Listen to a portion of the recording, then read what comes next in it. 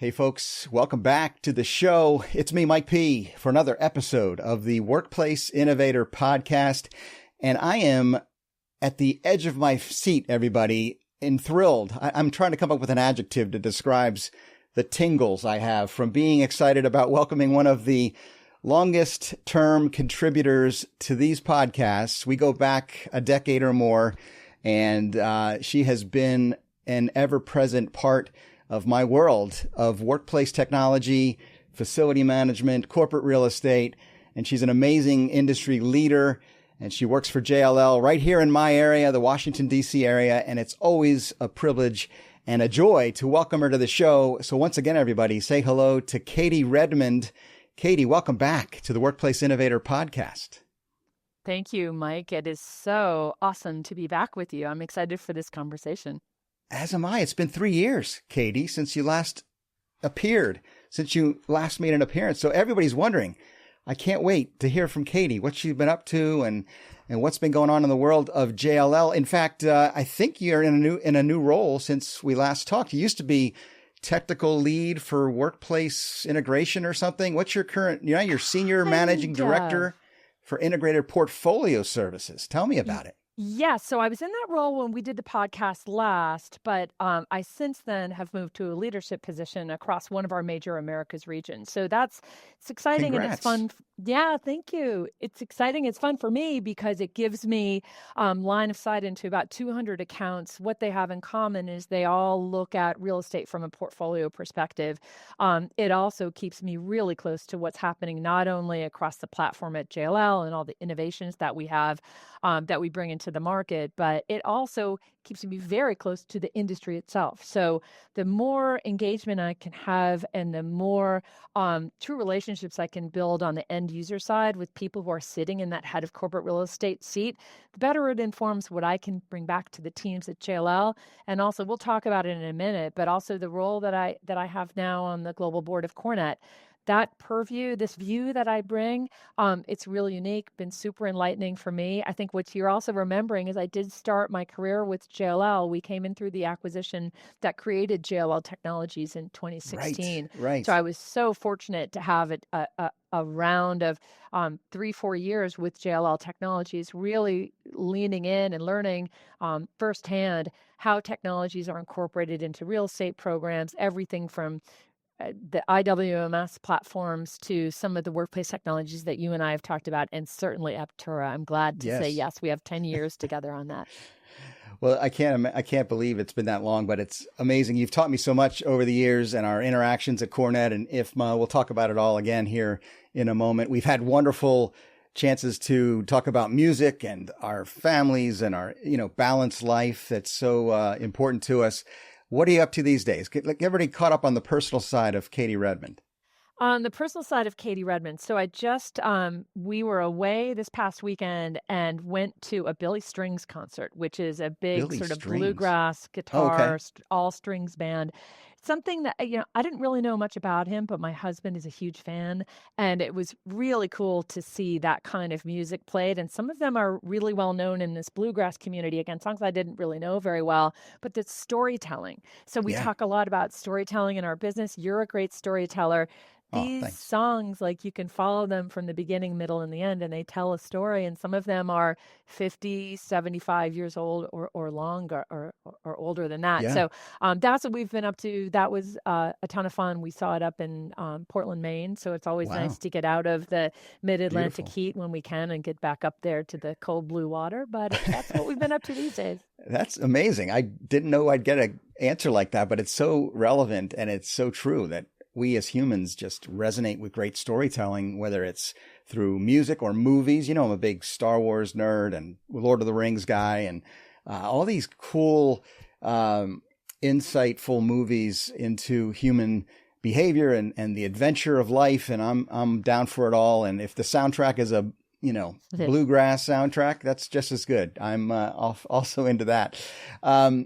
And I'm also trying to share that story with my audience here, Katy, as we've been doing this for so long. I think I've realized I've really kind of honed in on the fact that this show is not going to change the world in 20 minutes. We're not going to get into deep dives about strategy or technology in the world of real estate and the workplace, but we can kind of cast a vision and share some inspirational and maybe even offer aspirational, a look at the future of our industry. And I know you've got lots to talk about.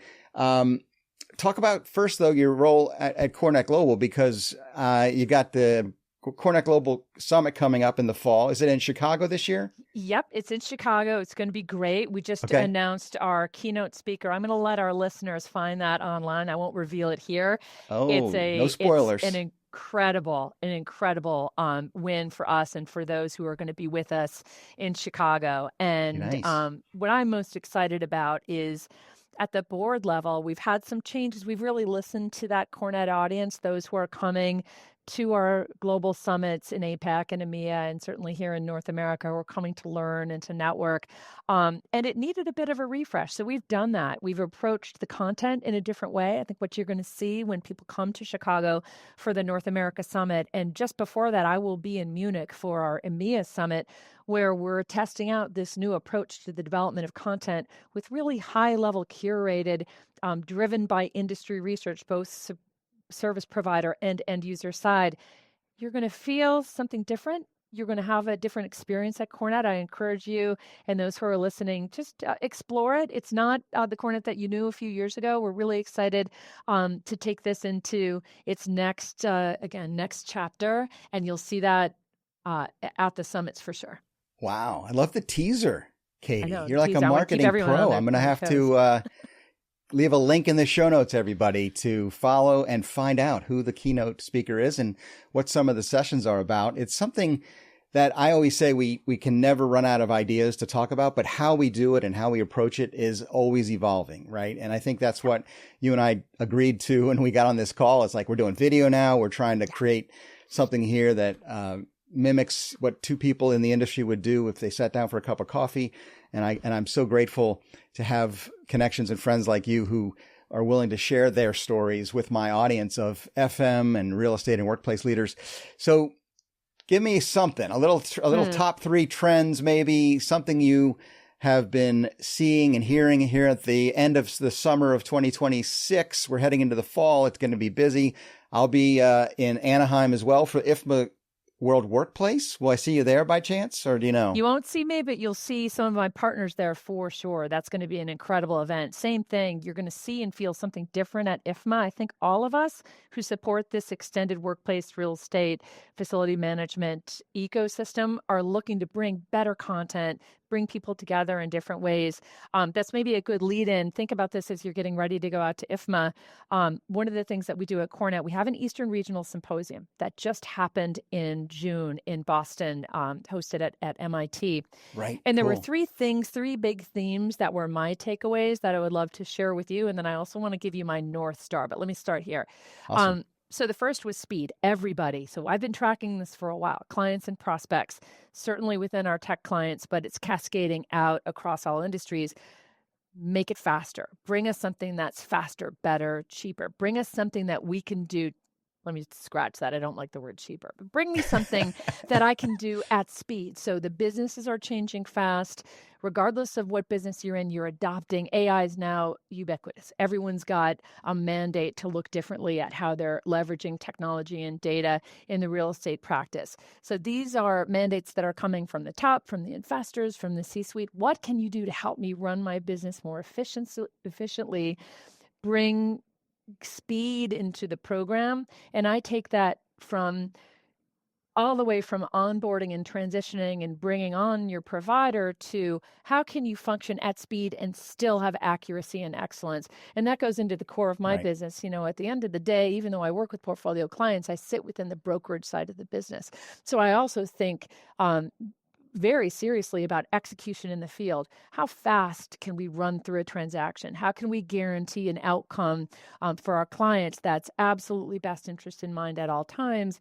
That has an element of speed to it in order to do this right. And speed is related to also this, what's the competitive advantage? So I'm trying to help our clients and prospects kind of see around the corners, like in a year, in 24 months, even 5 years from now, where should corporate real estate leaders be focused? How can we do this, operate at speed, become more efficient in these internal organizations? But then also, how can we keep in mind, and I hope that wasn't my dinging that you heard in the background. I didn't hear it. You're good. You're good. I'm getting notifications on something. I hope what we're able to leave with our audience here is that look to this ecosystem, your peers, your providers, others in the extended real estate network to learn more about power demands, about what does an intelligent building really mean? What can we do to help you be ahead of trends in real estate that are at that convergence of supply and demand? It sounds like a lot, but it's really about how can we be better about looking ahead? How can we move at speed? And then maybe the last thing is clarity and precision. I don't think we spend enough time talking about that. How can we simplify rather than overcomplicate with all the data and technology we have at our fingertips? You and I have been talking about AI for more than 3 years. We've been ahead of the game on this, right? So how do we make that a power for good? I'm going to give you a superhero reference. How do we take that and make it work for our real estate teams rather than overcomplicating, stalling processes, giving us more information or almost an analysis paralysis? How do we make that part of operating at speed and helping see around the corners? Wow. So much there to unpack, Katy. And yes, I got to give you some props and kudos. I re-listened to our last conversation from 3 years ago, and you were one of the first on this show to really bring up some of the practical ways that AI will be and has been now impacting our world of real estate and facility management. You were talking about sensor data and analytics and understanding, by speaking, through a GPT model. You said JLL was developing a lot of things there, and I'm sure it's advanced along these last few years, and it's going fast with agents and all the things happening that will allow us to be more efficient and effective and faster to market, faster to decision making, and do that, reach that goal of being faster and having more speed. But yes, and you mentioned speed and clarity and being careful about what we do. How can you square that circle, or what is that called when you circle a square? You feel like you have a paradox almost of like, we want to be fast and we want to get it done, but we also want to be careful and not make huge mistakes. I know there's always going to be trial error, testing and running pilots that sometimes fail, and that's okay. We learn sometimes the most from those failures. Can you speak to that? Yes, and we'll put it in improvisational terms. Yeah. Yes, I want to be fast and I want to make sure we're keeping pace, but also I want to be careful as we look to the future. Be careful of the overload. Be careful of I think we talked about this a little bit, that the quantity of data that's available to a corporate real estate leader today. How do you take that and distill it down into what you need to make decisions and what you want to curate and present in turn to your leadership team? So I think about things like governance, not governance from a account management perspective, but governance over how you're using the technology. What are some good rules of the road, whether that's at the individual level or it's within your own extended team? This is only the beginning. If we were to regroup and have this same conversation a year from now, it certainly would look different. But I would bet that those that go further faster are the ones who are balancing all of this potential overload with clarity, precision, what they need to do their job, get to an answer quickly, and not get distracted by the noise. Yeah. Yeah. And you alluded to it. It's going to give that competitive advantage that every organization is looking for, that we as individual leaders are looking for. We want to make sure we're contributing and bringing our best to our organizations. And you also talk about, I know you're passionate about this, the next generation of leaders in our industry. And as you've had this incredible journey, another teaser, everybody, I'll have you link to Katy's LinkedIn profile below. She's too humble to share it, but she is an amazing leader in our industry. As I mentioned, she is all about innovation and helping young professionals advance in their journeys. And the work that she does through CoreNet and other organizations has demonstrated that. But what are you hearing out there? Do you have an optimistic view of the next generation of workplace FM real estate leaders? I do. And I think that's the responsibility of it's all of our responsibility to make sure that we're bringing the next generations through. I came into real estate early in my career, and it was through CoreNet and through other mentors and coaches and sponsors that I had met when I was still a young leader back in the day that helped me navigate this. So I had, it's the timing of this question is great. I had just yesterday, one of our summer interns asked for some time with me. A side note of that, any given time, I usually have 3 or 4, either within JLL or from outside of the firm, mentors that I'm working with, usually on a mentees that I'm working with on a quarterly basis. And I'll take a conversation with someone who is looking to navigate their career, ask questions. I'm always really encouraged by what I learn when I have these meetings. So back to my story. So a summer intern approached me and she wanted to spend some time. And we ended up taking that conversation. Certainly there's opportunity out there to learn the nuts and bolts of real estate, regardless of what facet is most attractive to that young person. If they're gravitating towards facilities engineering, maybe it's sustainability or project management, where I started my career. Regardless, it's a great place to build a career. I'm really encouraged by how many colleges and universities now have real estate programs, formal real estate programs, that when I was in school, there were only a handful that offered something like that, and it wasn't really well promoted. So we have this young leader who has come through a real estate program and is taking this time to navigate around through her internship and learn about different parts of the business and different ways of working with a firm like JLL. That was exciting to me. But my big takeaway and what I learned in our conversation was how important it is to keep an open mind when you're early in your career, because you might think that you're steering towards, for example, capital markets. You might think you're steering towards brokerage or maybe the workplace side of the business. But to be able to rotate around and learn about different areas of real estate, maybe even take a tour on the end user side or vice versa. If you're an end user, take a turn on the account side with the service provider. To me, that was what really builds a well-rounded professional. So it was exciting to me, this conversation that we had, to know that in this individual's rotation, a few things were surfacing as areas of interest. And my message to them was, you can take one path, learn as much as you can. You might find that 3 or 4 years later, you're taking a pivot and trying something else in real estate. I think that diversity of perspective is enormously valuable. Amazing. The plot twists, right? That's what makes our stories great.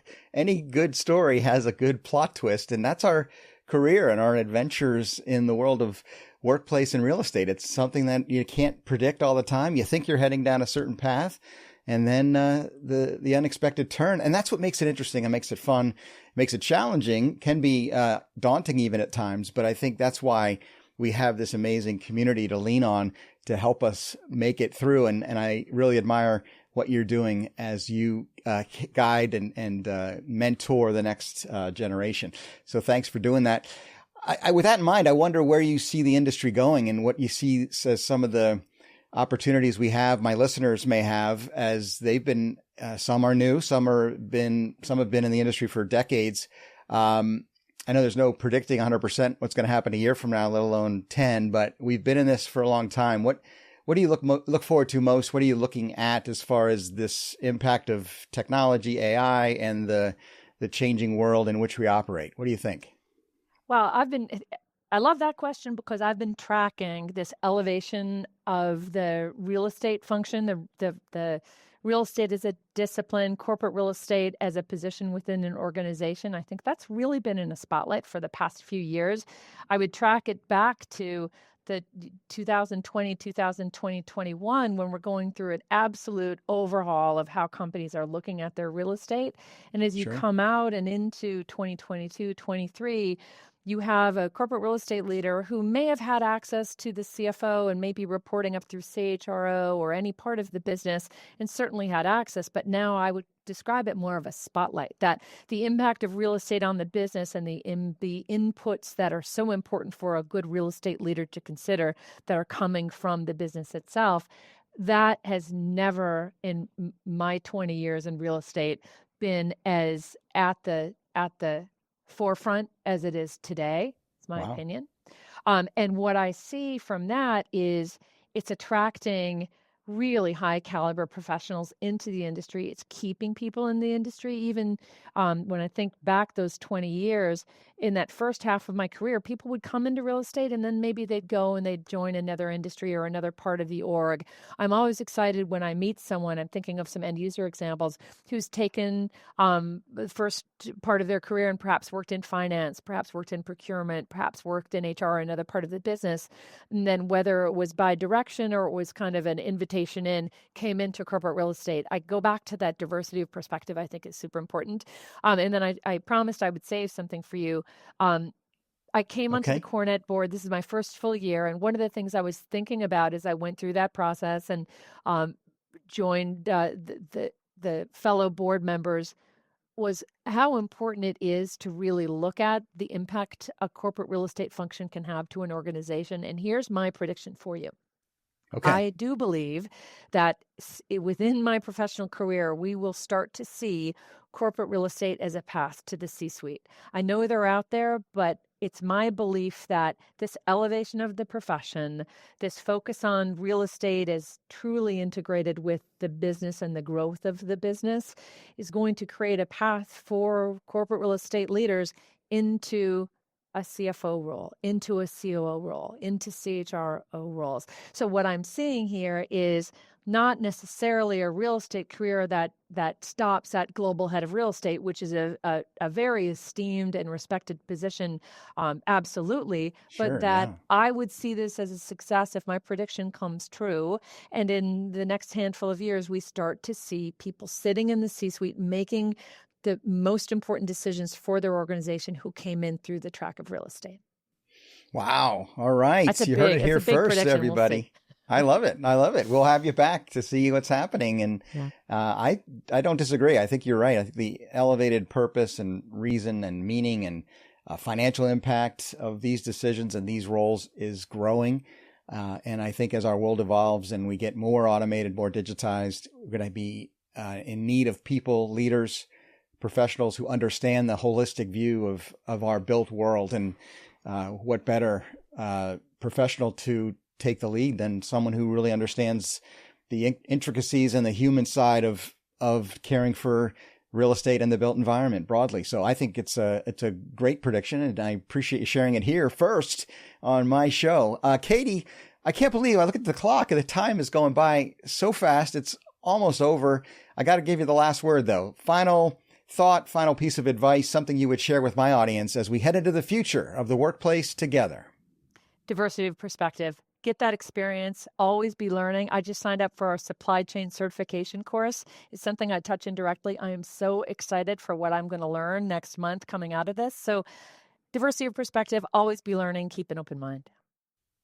Perfect. So well said. Thank you for that. And thank you for coming back on the show and catching me up on your world. I can't wait to see you in real life. Those are always the best times, the moments of connection we have at these conferences.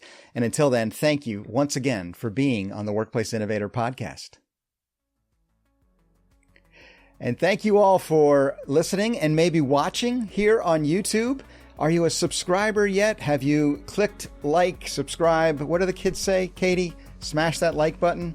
Whatever it takes. Share the show. Let them know you heard us here, and I hope in some small way we have encouraged and inspired you to be a workplace innovator. Peace out, everybody.